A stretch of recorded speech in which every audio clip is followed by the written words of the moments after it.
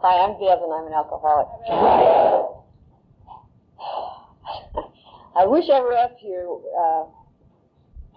during one of my high times in sobriety. It never seems to work that way. In fact, I had an inkling when I was asked to fill in and speak tonight that somebody must have known that I hadn't been feeling too swift, and it was time for me to pay attention again.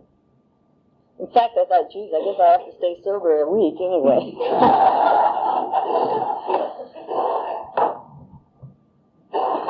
I don't know why I'm here. I really don't know why I'm here. I don't know why I became an alcoholic. I don't think I was born that way. In fact, I probably had, if I could have planned for my kids an ideal upbringing, it would have been just like the one I had. I was born and raised in San Luis, from some of the most respectable, middle-class people, God-fearing, well-educated, love their kids, good family life, large extended family, most of which, by the way, is in Santa Maria, and no alcoholism, except an uncle who wasn't a part of my life, and I didn't know until fairly recent years as an alcoholic. They say that everybody has alcoholism touch their lives many times, and it really didn't touch mine, to my knowledge. I didn't know anything about it, and later on I didn't want to learn anything about it either. I was raised in the church, and I was raised with a loving, forgiving God. And I don't usually think about that too much, but essentially what happened, I became very active in the church when I was just started junior high school. And that was a real important thing in my life through high school. Then I went away to college and fell in love with intellectualism. And I was so enthralled with this ivory tower that I was exposed to down there. I came to believe that there was nothing that the human mind couldn't research and figure out and solve. And I just fell in love with intellectualism, and I walked away from God as I understood Him. And then later on, my husband became my God. I turned my will and my life over to my husband and went from there. My God went from the God I was raised with to intellectualism to husband to the bottle. Only the bottle snuck in there along the line. My first drink was down here at Rick's Rancho when my grandmother was a widow and she was remarried when I was 16. And her wedding dinner was down here at Rick's Rancho, and they had sparkling burgundy. And we kids were allowed to have a glass of sparkling burgundy. And that was big stuff. And I didn't like it, but you better believe I drank the whole thing. And I was thinking today, I don't know why I drank, but that was one of the reasons. I drank to be grown up. And it was big stuff for me from the very beginning. My folks didn't drink much. If someone gave them a bottle at Christmas, they'd have some left the next Christmas. And it wasn't that they didn't like it or didn't approve of it.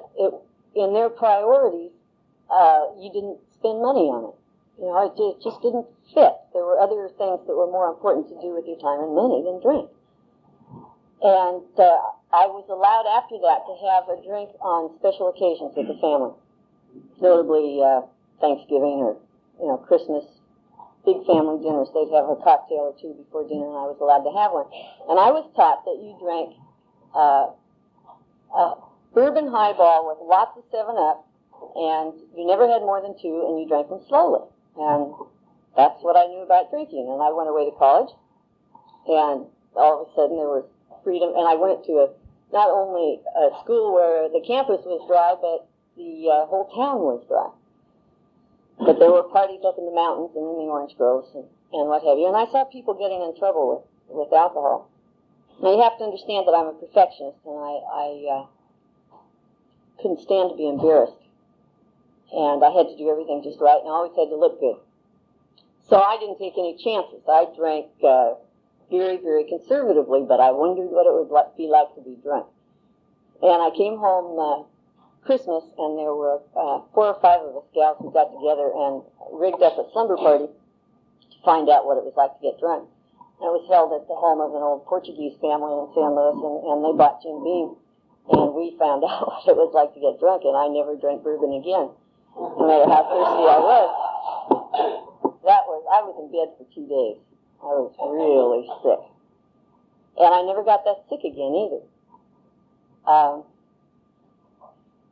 I drank in college, but I remember I had to be perfect again, and I had to be a good student. I always had been. And you couldn't mix much drinking with the sort of life I was leading, but I drank when I could,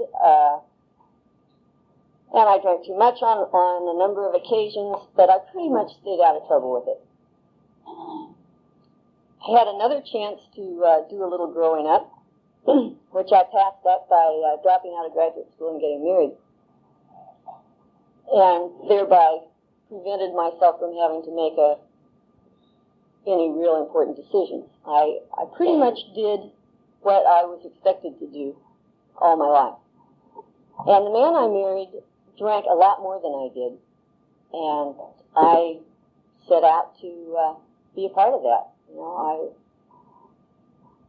I soon caught up with him, and looking back on it, I realized that one of the things that I did with alcohol was manipulate that man in that marriage with drinking, because I learned that if I could keep my head while he was losing his, I could manipulate things the way I couldn't. I, however, was a couple of years sober before I realized that that was one of my less enduring traits. And through those years, through college and through the first years of that marriage, drinking was associated with the good times. Didn't drink every night, but the best times I had were always connected with alcohol. Whether it was one of the few times my husband and I talked at any depth. I don't know how deeply you can talk when you're drinking, but that was as close as I came to it. Or whether it was just a social occasion. The marriage it lasted 10 years, and the good times in that marriage were long gone, what there had been of them. And somehow I think, looking back on it, that I felt like since drinking had always been associated with the good times, if I kept drinking, the good times would be associated with the bottle. And I got to the point before the marriage was over where I learned that the sky did not fall if I drank alone. And that was a great revelation, and it worked real well.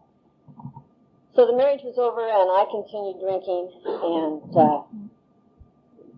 alcohol was doing some funny things to me. The other thing that I realized just today was that I knew growing up, I had a very clear idea of how you were supposed to think and how you were supposed to feel, but I never learned how I thought or how I felt. I knew what to do, but I didn't know anything about where I was. And that's one of the things that I drank over. When I quit drinking and started experiencing emotions that I didn't even know I had, and I certainly didn't remember having experienced them before, I thought, aha, I can remember thinking that. That's why I drink. But anyway, alcohol became, instead of the social lubricant, it became my cop-out, and I didn't know that at all. When I got sober, I was to the point where I knew I drank too much. And I had come to the point where I really suspected that quitting drinking would be difficult for me. I had never tried it. I didn't know whether I could do it or not. And I didn't care to find out. because drinking was the only thing that made me feel good. It was still my solution.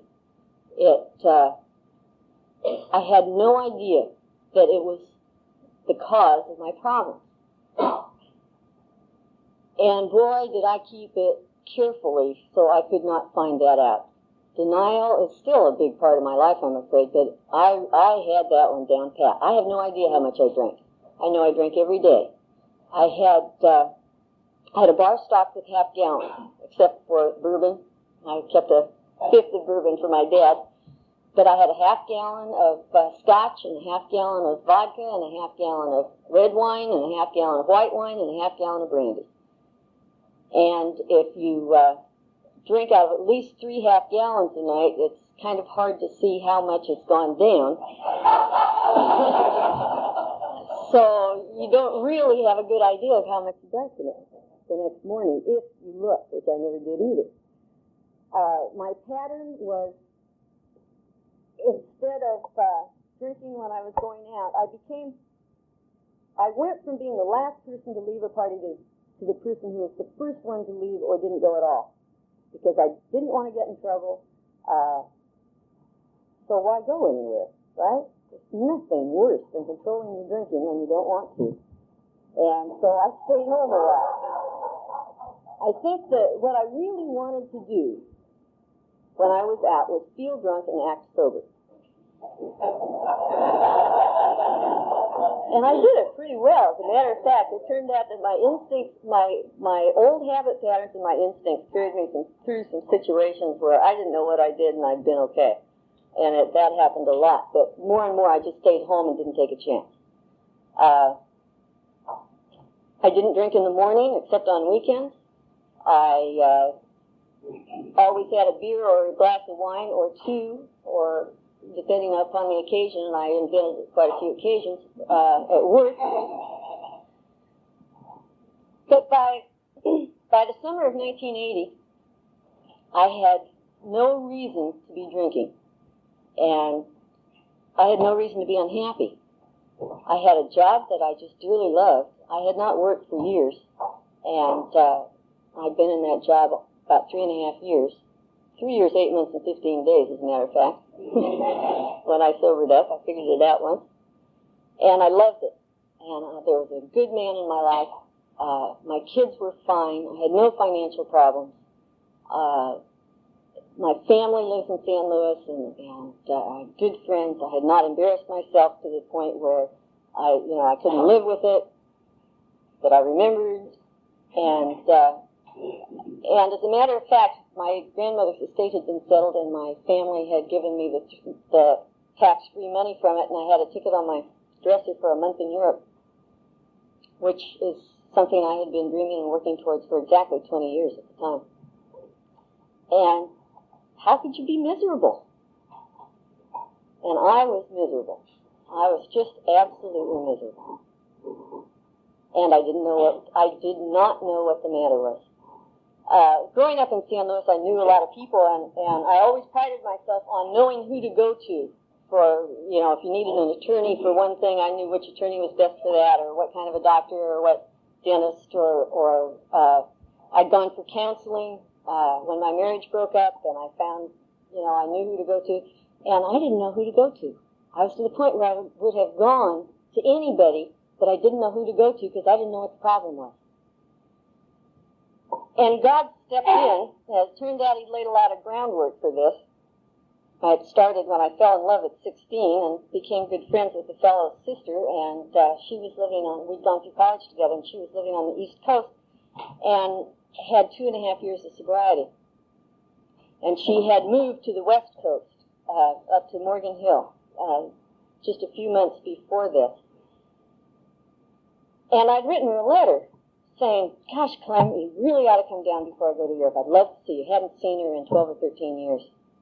And of course I'd been drinking when I wrote the letter, because I never did anything in the evening that I, hadn't been drinking.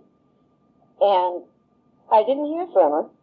And the Sunday before I was to leave, I went home from playing tennis, and my kids greeted me at the door and said, Clem's in town. She was over at my folks. And so we hopped in the car and went over there and gave her a big hug and said, "What on earth are you doing here?" And she said, "Well, Bev, I think you have a problem, and I think I can help you." And I said, "I know I have a problem, Glenda, but, you know." And I don't know what the conversation, how it progressed from there. All I know is I remember hearing myself say, "I'll go." And we went home, and she suggested that I might feel better if I had a drink while I packed. And so I hit the bottle of, I figured if I wasn't going to have it, I knew that we were going someplace for 4 weeks and I was not going to have a drink for a month, so I hit the Chivas Regal, which I saved for special occasions.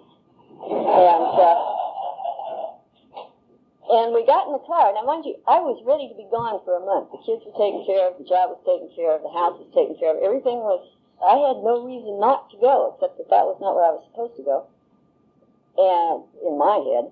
And got in the car and cried a lot and said, "Where on earth are we going?" At this point, I knew nothing about alcoholism. I had never heard of a recovery facility. I figured that there must be Alcoholics Anonymous in San Luis just because there probably was, but I knew nothing whatsoever about it. And they tried to tell me on the way to Carmel a little bit about what I had in store for me, and they refused to stop so I could have another drink. That was very ungracious of them. Now I wonder how on earth they managed to drive with me, reeking of scotch all the way up there. But I spent 4 weeks in a recovery facility up there, and I learned more about alcoholism than I had ever been interested in knowing. And but the miracles started happening right away. In the first place, I could sign my name when I checked in, and I wasn't shaking, and I shook a lot. I shook so bad sometimes my eyeballs shook, and I couldn't, and I never knew when I was going to start shaking. And I looked at my signature afterwards, and you know, it was legible, and that's amazing. This person, not very long before that, had to have the clerk at the post office fill out a check for postage because I couldn't write out the check. They told me that they gave me Librium, told me I could have a good night's sleep. I didn't sleep a wink. I was convinced I would never sleep again without alcohol. The next morning, I went to breakfast, and I sat in a meeting, and I looked around at these 14 other people, and I thought, what on earth am I doing here? And the next miracle was that I never thought that again. So I hadn't been there very long, and the world started looking different. Now, mind you, they told me an awful lot about alcohol, and they told me an awful lot about alcoholism. But what impressed me most was how different I felt. The grass was green, the sky was blue, people looked different to me. My whole attitude towards life was different, and nothing had changed except that I wasn't drinking. And they told me all kinds of things. I was not at all convinced I was an alcoholic. In fact, the person in charge of the program up there told me a couple of years later that I was the only person he'd ever had who offered to call witnesses to the fact that I was not an alcoholic. And it got to the point where I didn't really believe I was an alcoholic. As a friend of mine says, however, if it looks like a duck and it acts like a duck and it walks like a duck and it quacks like a duck, it must be a duck. So by the time I left there, I knew I must be an alcoholic. Intellectually, I knew that. The rest of me, the only thing I really gut level knew was that I didn't want to drink again. I was going to give it a chance. And they told me I'd have to go to AA. Well, they had H&I speakers up there twice a week, and they were mandatory meetings. And I want to tell you, I was not impressed at all. In fact, I was unimpressed.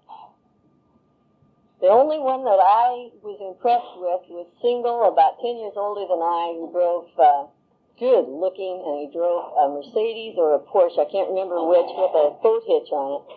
And that impressed me, but nothing else about AA impressed me one bit.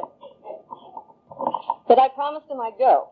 And I do try and keep my promises. So I really did intend to go, but I was in no hurry to go. And I got home, kind of afraid to meet the world. And the next afternoon, this person that I didn't know showed up on my doorstep with about 5 dozen chocolate chip cookies and said, "I'm Jackie," and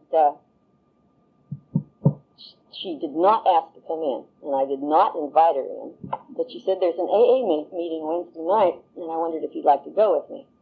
Oh, well, hell, I promised I'd go, so it seemed like a good, easy way to do that, so I went. And I sat up in that room. It was Melody, if any of you have been there on Wednesday night. And the first thing that happened was the person who led the meeting happens to be a very well-educated, articulate, marvelous person. So that blew my intellectual snobbery right out the window to start with. You could be all of those things and still be an alcoholic, because he certainly had a hair-raising story of alcoholism. So I sat along the wall, and as a couple of people in here can tell you, I was not a part of the group at all. I heard talk about loving the rooms and all these good things, and I was back like this, and it went right like that, and I was not a part of it. But I was determined that I was not going to drink again, and frankly, I thought I could do it on my own. But I wasn't going to take any chances. I was going to give this a chance. So I kept coming back. I figured out that another amazing thing had happened. My kids had just gotten old enough that I'd leave them that long. So I didn't have that excuse to fall back on not to go to a meeting.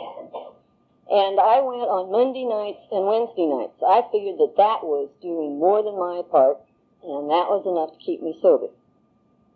And this gal would call me 7 o'clock. I knew the darn phone was going to ring, and I knew it was going to be Jackie. And she'd say, "Do you want me to pick you up tonight?" And I'd say, "Sure."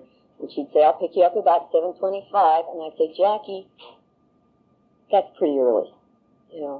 It was only 5 minutes to the meeting, and why anybody would leave before 10 minutes to 8, I could not understand. And she'd haul me to those meetings, and she'd haul me back, and it went on like that. And I had a pretty comfortable first year. That was just about all I did, except that I started hearing things. The faces got a little more familiar. After a couple of months, I got so tired of hearing about the big book. I really did. And it sounded like everybody treated it like a Bible, and that offended me. And I finally decided I'd better read it, because I was sick of people. I was just sick of hearing it, and so if I was going to have to listen about this, I'd better have read it, so I could argue, probably. I don't know. So I read the stupid big book, and I got into it, and I thought, my God, I was just amazed. I was just absolutely amazed. And I called Clem up in Morgan Hill, and I said, this is about 3 months into the program at least, and I said, "This is incredible." I said, "There's nothing in there that you and I have not heard all of our lives." And she says, "Yeah, and we never got it, did we?" And that was just, and I said, "Why on earth didn't I read this before?" It's called stubborn. And I made it through the holidays, and along about February, I realized that I probably would have made it through the holidays anyway, just on my own sheer determination to do it. But along in February, I realized that there was no way I would still have been sober. I checked into that recovery house on August 31st, 1980, and I realized that there was no way I would still be sober. So then I got to thinking, AA must have something, but I'll tell you one thing, I sure did not understand it. And I don't really understand it today either, but I started going to a few more meetings because I realized that I needed them. Along about June, I started going, I realized I was driving out to Morro Bay one Sunday morning, and I realized that I'd already been to 5 meetings that week, and I thought, good, something's changed. And I realized that I was going because I really wanted to. And that was when I started really getting myself involved with the program. I didn't realize it, but I'd turned it over pretty much when I agreed to go to Carmel. I had a chance to take that trip, believe it or not. I thought I'd given it up forever. But I took that trip, a year and 2 weeks sober. And I came back, and things were not the same. I went by myself, and I couldn't figure it out. Now, I just sort of slid through that first year. It was like God was giving me a chance just to get used to being sober, because the next 3 years of my sobriety have not been quite like that, to say the least. And anyway, I came back and I was uncomfortable, and I didn't know why. And the only times that I was really comfortable were when I was in meetings. And I knew by then that if I kept going to meetings, sooner or later I'd figure out what was wrong. And it took 4 months. And I heard somebody say at a meeting in Atascadero, they were talking about surrendering to their alcoholism. And I don't know what they said, but that word surrender came out to me in neon lights. During that 4 months, not only had I gone abroad by myself for a month, I'd had some financial things that had to be handled, and generally speaking, I was living my life about 10 years in the future minimum, and was maneuvering and manipulating just like I always thought that you should do. And God never teaches me a lesson very subtly. And I realized that was what was happening to me. And that night was one of the first times in my life I got down, I crawled out of bed, down on my knees, and said, God, I give up. You know, I can't do it. The next morning, I sat in the office, and my non-alcoholic agnostic boss spent a solid hour without the phone ringing once, telling me essentially that if I would do my best, one day at a time, and do just the things that were in front of me, that he didn't know where we were going or what we were going to be doing, but it would be better than anything I had ever planned. And that's kind of the way things have gone for me in sobriety. It's been one set of aha and miracles, you know, after another. I've always known pretty much what to do in any given situation, but I never knew how to live. If that makes any sense to you. To me, it describes the way it was, and the way it still is to some extent. I know which fork to pick up, and I know the polite thing to say and do. I never knew the feelings behind it. I never knew where real happiness came from. I never understood at all where other people were coming from. I would walk down the street and see people that I knew who looked happy and wonder what the heck was the matter with them. Because I knew better. I knew some of the things that were going on in their lives, and to my way of thinking, they had no reason to be happy. How could anybody be happy when this was happening? I never understood that. And I never understood, and boy, it's a slow learning process for me. How to react to people where they really are, rather than in an Emily Post approved sort of way.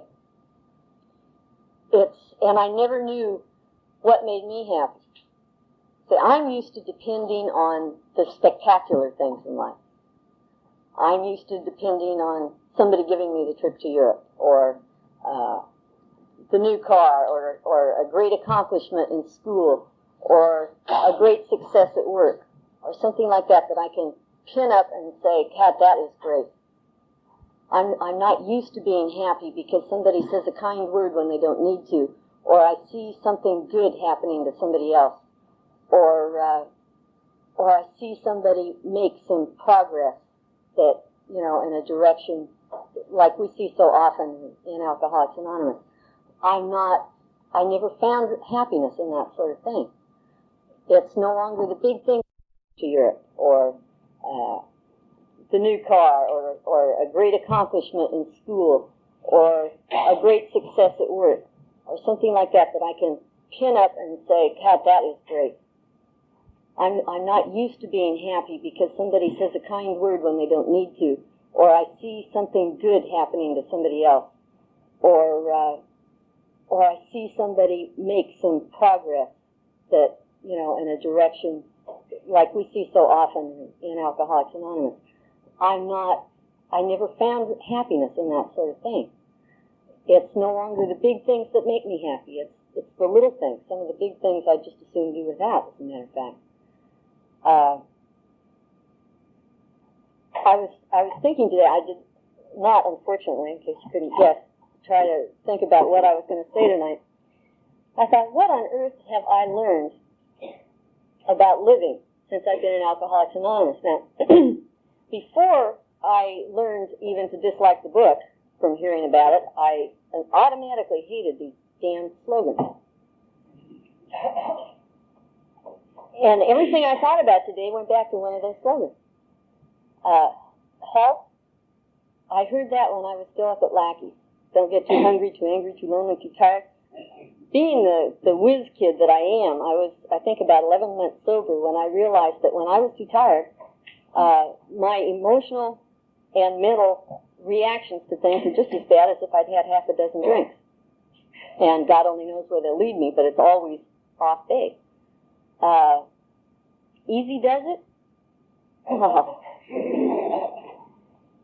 I perform best about 99 miles an hour. And I've had to learn that, I don't need to beat myself up, and there is time for everything. But the real clincher, to me, the first real clincher, was one day at a time. I had never, in all my life, lived one day at a time. I had never lived in the present. And when I started focusing on that, it was a whole new world for me. Just little things, like my sister lives in Sacramento. I've always dreaded the trip to Sacramento, and I avoided it for years. The first time I took it, I rode with myself in the car, and the trip was a snap.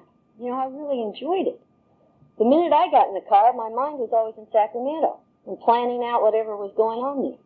Living where I am is something I don't do very well, and I think it's one of the things I needed to hear myself say tonight, because I think it's one of the reasons I've been so off base this week. I've been planning ahead too far again. Live and let live, you know what that means? That means the rest of the world can do all right without me.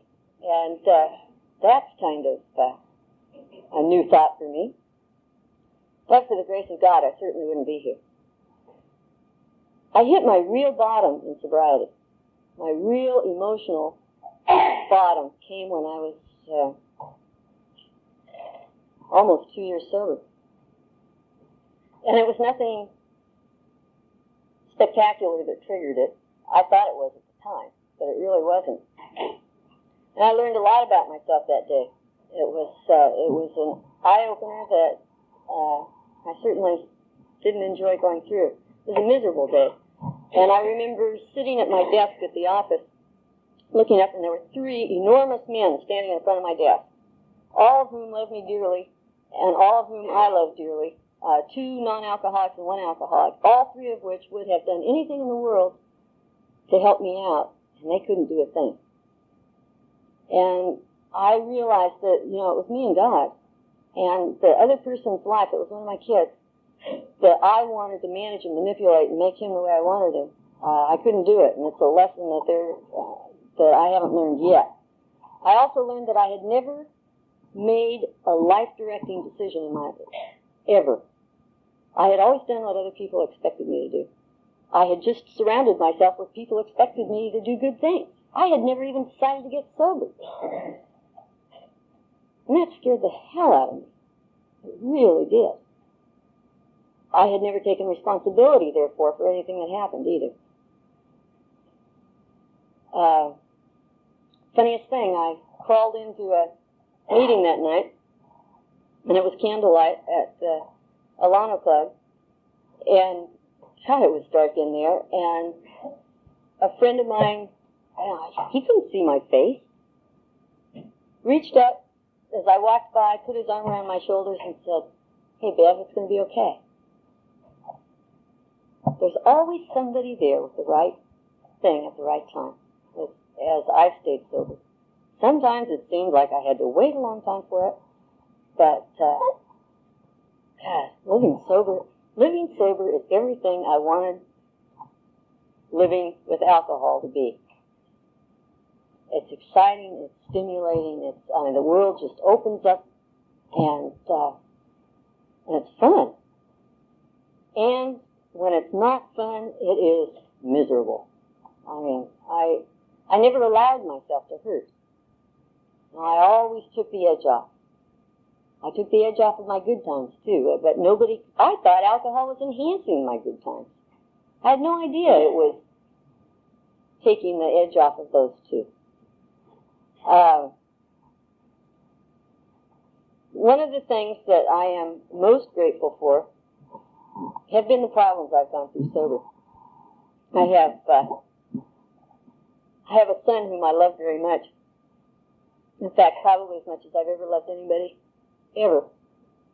Not alone, but because I have a daughter too. But he's in a recovery program, courtesy of the courts up in Watsonville.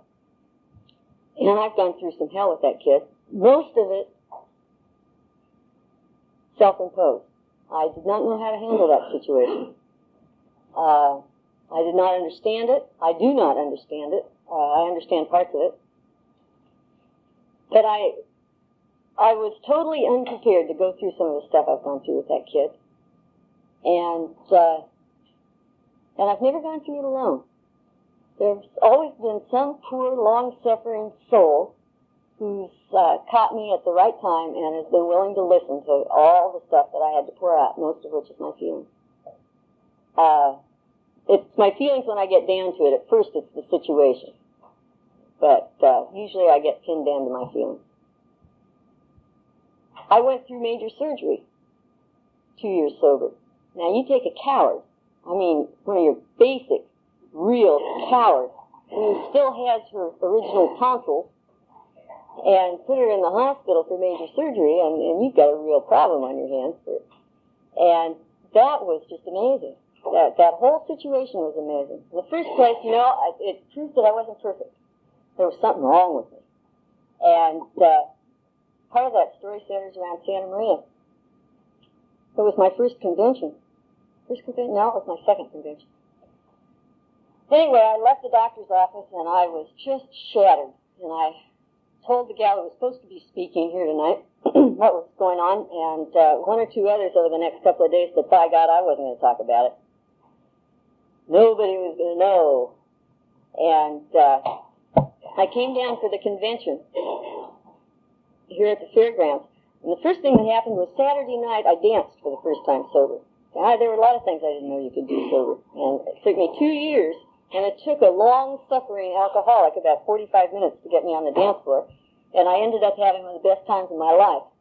And I didn't know you could get that high sober. And it lasts. It's great. And there were a series of amazing circumstances that got me down to that Sunday morning meeting on time. And the guy stood up and introduced himself as, he says, "I'm John, I'm an alcoholic." Well, that got my attention to start with because I'm Beverly, I'm an alcoholic. And so I heard his speech and gave a good pitch, good-looking guy. And at the end he said something to the effect that he hoped that somebody had heard something that was important to them, but what he had to say next was just for him. He said, "I'm checking into the hospital Wednesday night and I'm having surgery Thursday morning and I'm scared to death." And proceeded to talk about it. And I was checking into the hospital Wednesday night and having surgery Thursday morning, and I was scared to death, and I wasn't going to tell anybody. And there's been a lot of lessons like that I've learned. And that whole week was just incredible. People showed up unexpectedly. Things happened. I figured that I was averaging 6 miracles a day at one point. By the time I got in the hospital, I knew I was supposed to be there. There was no way I could argue with that. The anesthesiologist came in, and I had made arrangements to escape to go to Melody, which is my home group, and I thought he looked familiar, and we established the fact that we'd never laid eyes on each other. And he went through his spiel, and he said, "Do you have any questions or anything?" And I said, "Well, there's one thing you better know, is that I'm an alcoholic." And I said, no kidding. He said, I used to work with Joe Kirsch, and I almost became an alcoholism counselor when this went on. I went to the meeting, and I said, boy, there better be somebody good leading tonight, because I've got to pay attention. And they tapped me on the shoulder and asked me to lead. And on it went.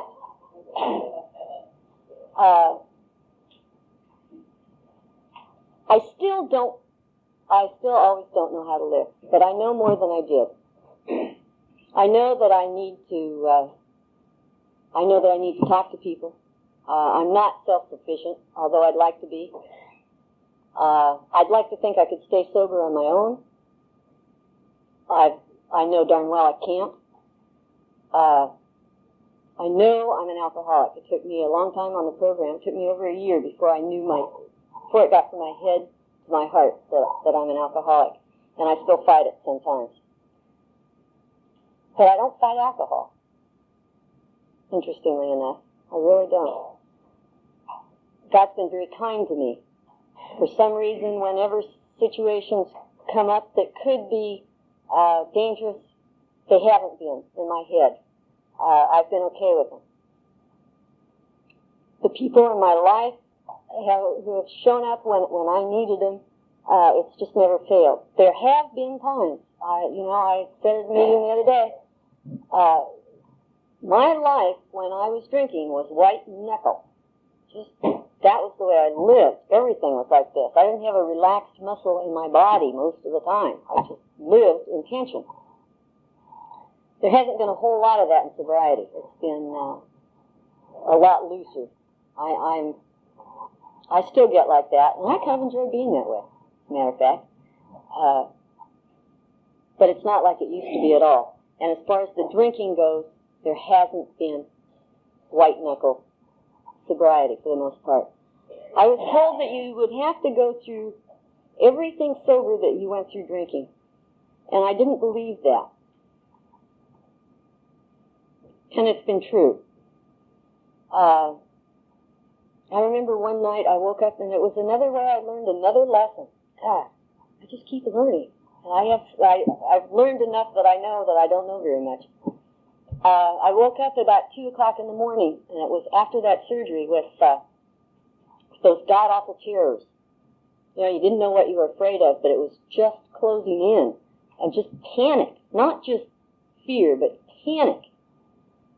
And interestingly enough, I had never heard an AA tape. And I had alcohol in the house, but I don't know why. It never occurred to me to drink it. And I got out a tape that somebody had given me while I was in the hospital, got myself a cup of tea and turned it on, and it was it happened to be my sponsor reading the 5th chapter, and Jack Bailey giving the pitch, and it was absolutely marvelous. And I listened to that, turned off the light, and went to sleep.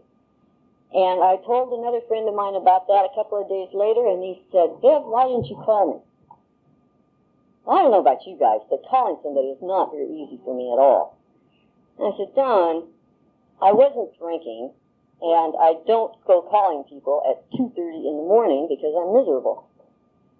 He said, Bev, how do you feel when you have a chance to do something for somebody else? Just be there for somebody when they need it. And I had just had an opportunity like that, and I said, that's where the happiness is. And he said, by not calling, he said, you just robbed me of the opportunity to really feel good the other night. I'd never thought of it that way. Never thought of it that way. It's still hard for me to do because it's that old pride. I kept wondering how does this thing work? How do you stay sober? It took me a long time to figure out that the answer was in the question. Honesty, open-mindedness, and willingness. And I also learned that I always thought that some of those things, like faith and willingness and stuff, that you either had it or you didn't. I never understood how you got it. And I've learned that you ask for it. You ask God for it. At least that's what works for me. And I can lose it again, but I just keep asking for it. God, I still run my own life. I try. I've learned, though, to kind of like my life unmanageable.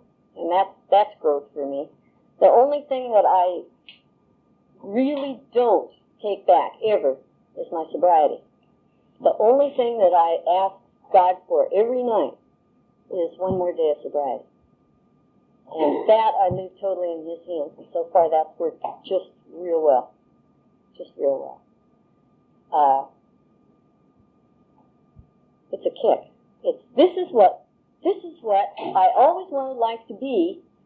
And all those years when everything was going so well for me and I was so miserable, I didn't believe it existed.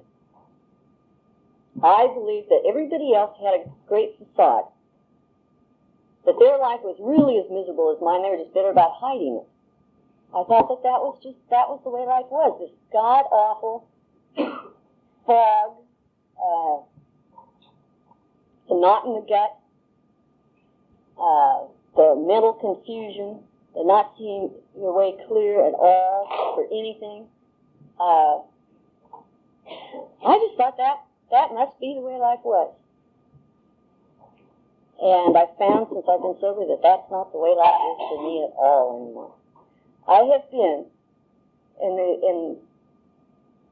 the last 4 years, I've had more problems that have been serious to me than I ever have at any other time in my life, except when I was going through the divorce. And I've also been the happiest I've ever been in my life, I think bar none. Except possibly back in childhood. I don't know. I thought I was happy, but I read a diary that I wrote when I was 14. I was miserable then, too. So I don't know. But life today is the way I always hoped it would be. It has its bad times. I went through one day last week where I went home from work and I just sat there and cried. And I'm not good at crying. And I didn't know why. But I knew a couple of things that I never knew before. I knew that if I didn't drink, if I asked God for help, if I stuck around AA people and listened, there's another one of those old sayings, this too shall pass. God. And it did. And looking back on it, I can see part of the reasons why. And I can learn from it. And I never learned anything in all those years. There are about 12 years of my life that are just a haze. Life's fun today, and it's good. And I've never been to a meeting in Santa Maria before, and I hope this isn't my last. And thank you very much for having me.